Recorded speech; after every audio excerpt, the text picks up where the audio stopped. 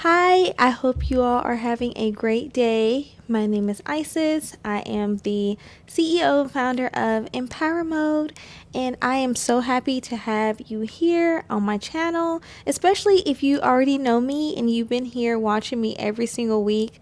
I appreciate you so much. And if you are new here and you don't know me, welcome to my channel. I am so happy to have you here as well. So, today I want to talk to y'all about something extremely personal. And I only want to speak about this because I feel like my story with this situation will help someone out there and help bring awareness to a medical issue that I've dealt with in the past and continuously deal with still. So I want to talk about not only that, but the spiritual awakening that I had with that whole situation. So then you can get a better understanding of what I'm trying to do here on this channel, how I came about starting this business, and etc. Because all of that stuff goes hand in hand. So back in 2022, I had a condition called deep vein thrombosis, which is also called DVT for short. Basically, what happened was I had a clot that broke up in one of my legs and traveled up to my chest, and that ended up causing me to have something called a saddle PE, which is a pulmonary embolism. So to break that down in layman's terms, I had clots all in my lungs. And I want to talk about this because I'm actually the first person in my family that I know of to have had clots, and it be like a super serious situation because I went through like a near death experience with this. And for me at the time, I had just turned 26 years old, so I was extremely young. I had no prior medical illnesses when this happened to me, and so it really caught me by surprise because I just wasn't expecting something so serious to happen to me. And like I said before, I really want to bring awareness to this because some people don't realize the severity of what I'm saying. So just to take it back to August 2022, like I said, I had just had my birthday probably like a month and a half previously, almost 2 months before this happened to me. I remember I had just started a new job at the time, and I was going through a lot of changes in my life. Like I had a lot of stress. I was dealing with some personal stuff outside of work, and at work it was very stressful because I was changing environments. I remember my first week of work at my new job, I was job shadowing at a store location so I could learn more about my position and how my position affects like retail stores and etc. And I remember I had this shooting pain in my right leg, specifically behind my calf, and I just couldn't shake it no matter what. Even if I stretched or drunk a lot of liquids or electrolytes, it just would not go away. That pain progressively actually got worse day by day. It was excruciating. And I remember it got to the point where I started hopping. And I would have to pull my leg up when I walked. And I remember I had showed what I was doing, like my leg, how I was walking, to my mom and my sister at the time. And my mom was like, you need to go get that checked out. By this point, it had been like a week since I had it with no progress. And me, I'm ignoring my intuition. My intuition's telling me, go to the doctor, go to the ER, go to the doctor. But then, you know, my heart was like, no, I'm okay. Nothing's wrong with me. Nothing's wrong. And I'm like, I should have listened to my intuition. At the end of the day, I was so freaking stubborn, and really that could have took me out if I wouldn't listen to my mom. So basically what happened is a few days later, I was able to get an appointment with a doctor. That appointment I thought went really well. I was super excited. She told me I had a Charlie horse in my leg, and I was like, okay, well, this sounds fine. She didn't do any x-rays or anything.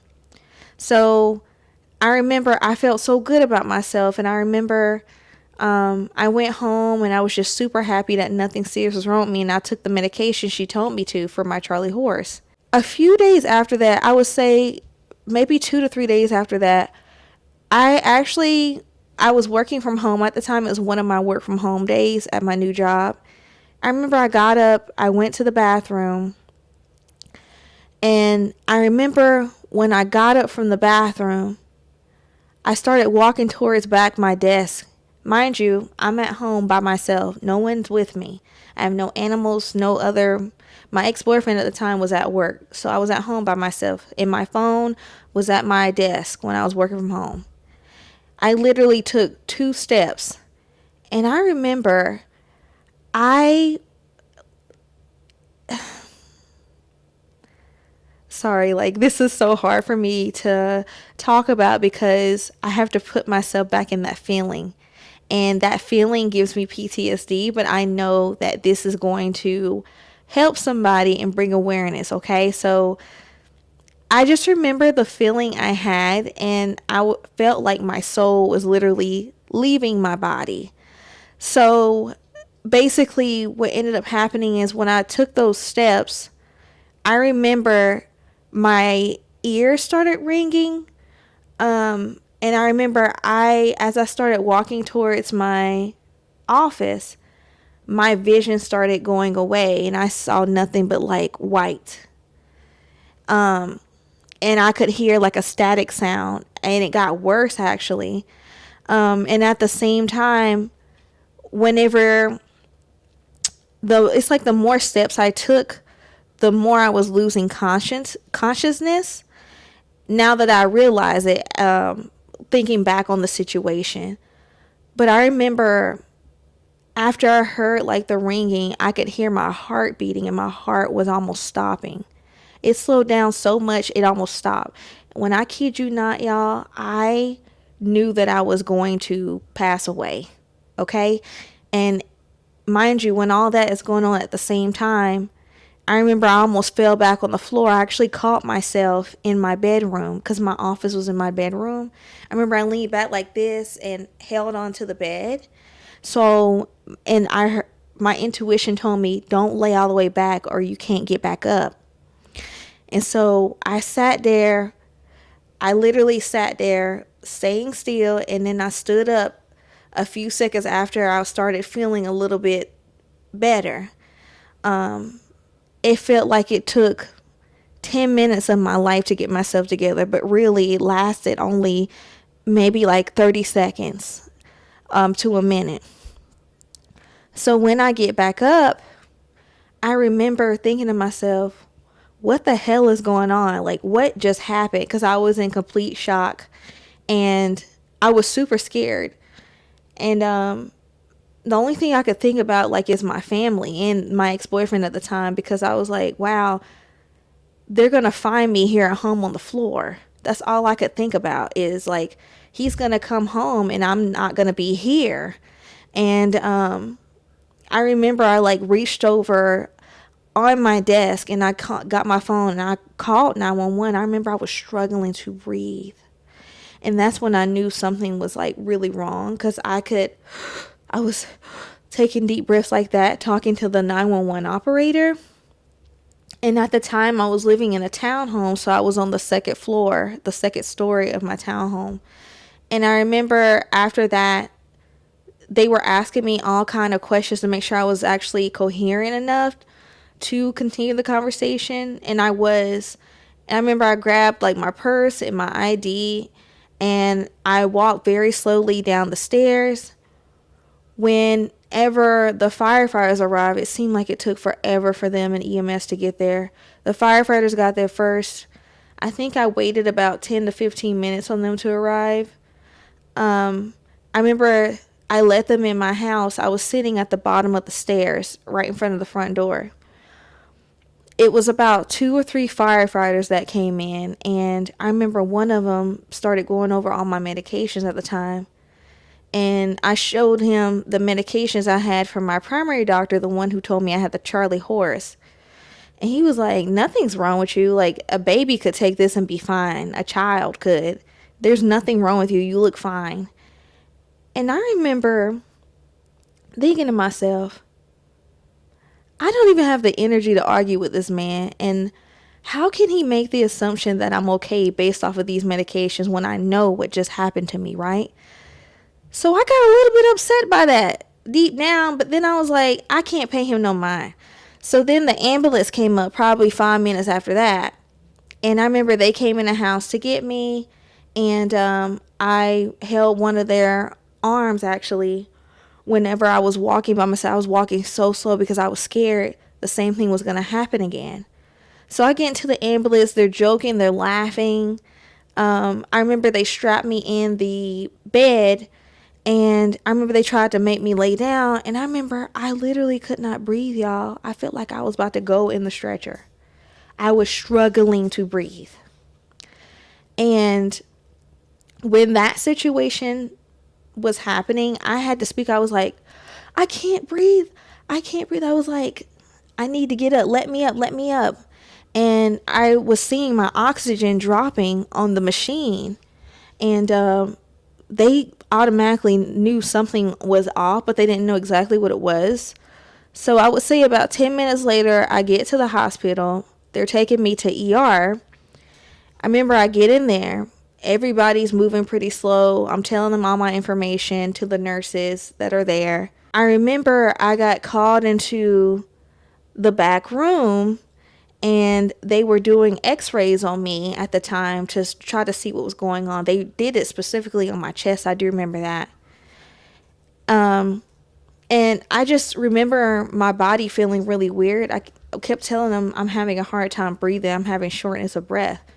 Mind you, my shortness of breath wasn't that bad before I got to the hospital. I just kept feeling this pain in my leg, like I told y'all before with the whole situation, the DVT.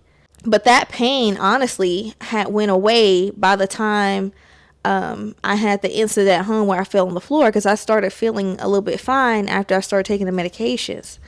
And honestly, I forgot to mention this before, the medication they gave me for the Charlie horse was a muscle relaxer. So that also made my situation worse because I didn't feel pain. So that's why I was in shock whenever I almost passed out and I had to call the ambulance and stuff. So at the hospital, like I said, they did my x-ray and everything. I remember I had called my ex-boyfriend at the time. He met me at the hospital. He had worked like an hour away. Whenever they were bringing me back in on the results, they thought that I was pregnant. And I kept telling them, like, I'm not pregnant. I don't know what y'all are getting from this or what y'all are seeing. And I remember after I had my x-ray, I had went to the back to do the pregnancy test with one of the nurses. She laughing, joking around. They think nothing's wrong with me, like I told y'all. I went to the bathroom by myself. I remember I did the same thing. I went down to use the bathroom. As soon as I got up, I felt my soul was leaving my body again. Mind you, this is at the hospital. The door is closed. My nurse cannot see me. I remember when I leaned forward, it took everything out of me to lean forward to open that door at the hospital. And the nurse, she told me I had no color in my face. She said I was completely white like a ghost because I lost blood. And I remember she had to run in because I was like, I couldn't say anything. I was trying to tell her, help me. And I remember she like sat me down in the wheelchair really fast, and she rolled me into the ER room. And from there, probably like 20, 30 minutes later, that's when another nurse came in and told me that I had blood clots all in my lungs. And mind you, I didn't know what that meant. They was like, hey, we're going to have to keep you overnight for a couple nights, not just one night. And I remember being rolled to the back in ICU, and there was so many nurses and doctors coming in there because they was trying to figure out what was going on with me. Like, how did I get that? And at the time, I wasn't really processing this stuff. And my ex-boyfriend wasn't either because he didn't know what was going on. And I remember he had to call my mom and tell her what happened because that's how I knew it was really bad, whenever I was like, hey, you need to call her. I remember when he was about to step out of the room, one of the head ER doctors actually was telling me that I only had 2 or 3 days left to live.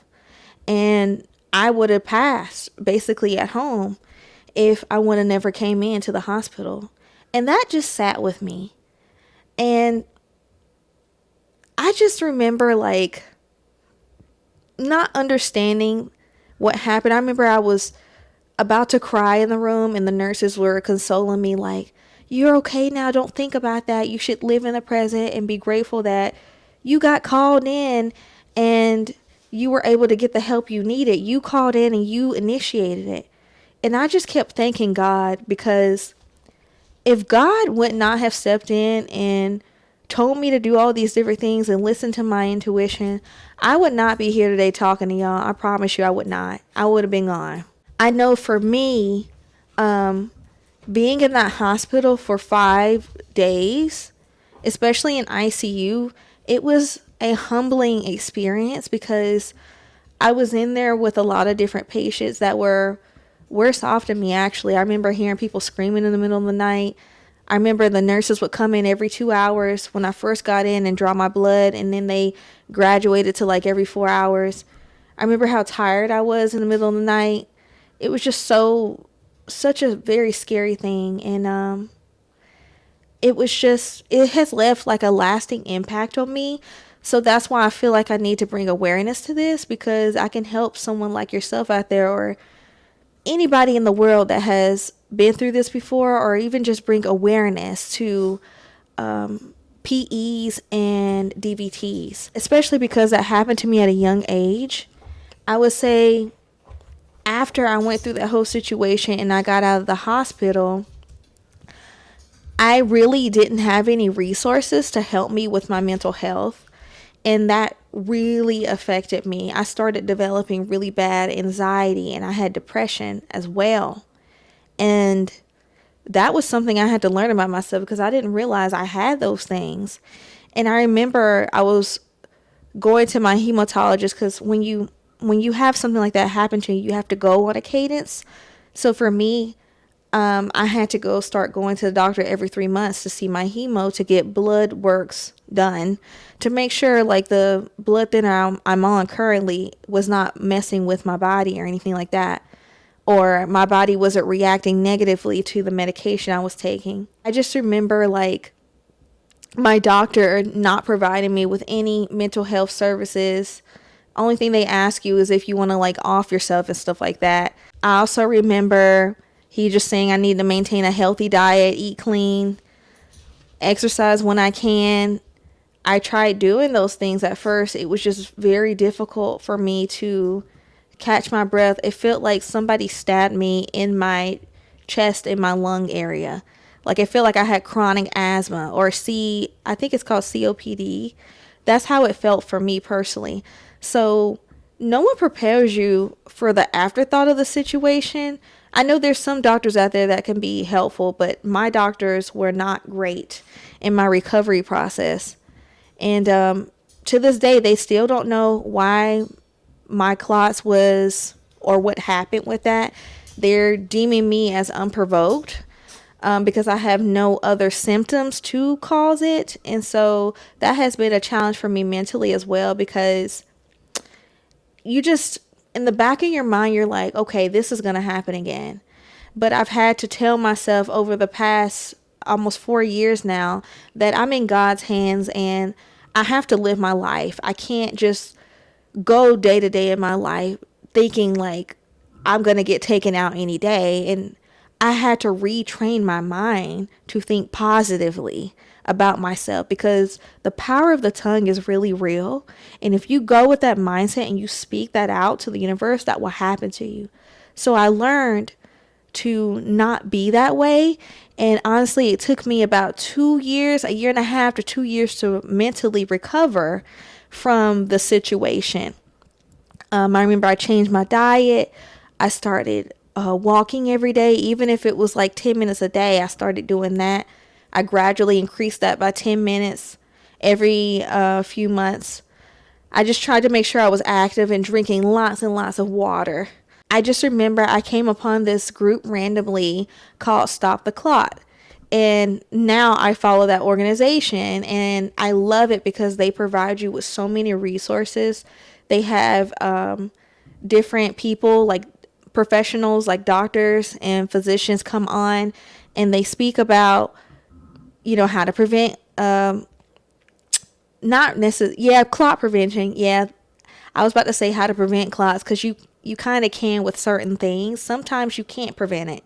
And then I know that other people can share experiences as well in that group because they have a Facebook group too, which is really nice that they provide a whole bunch of resources and experiences from other people. Because for myself, like I said, I had no one to relate to in my family, in my personal life. So I felt like I was literally alone on this island, and it just was not great for me. I think that was the first time I felt the worst about myself ever in my life. I had no hope, literally no hope. And I just remember I just kept having to pray to God and my ancestors and my spiritual team. Like, I don't know why I'm going through this, but I just feel like this could be for a reason. I'm not sure, but I think my reason is to share with you guys and bring awareness to this stuff that's happened to me. Obviously, there's other probably medical reasons on why this happened, but spiritually, like, I had to put myself in that mindset and realize, like, this is bigger than me. And so flash forward to today, I'm, like I said, yeah, 4 years post situation that happened, I'm feeling a lot better about myself. I check in with my doctor now every 6 months. He is amazing. I have a new one now.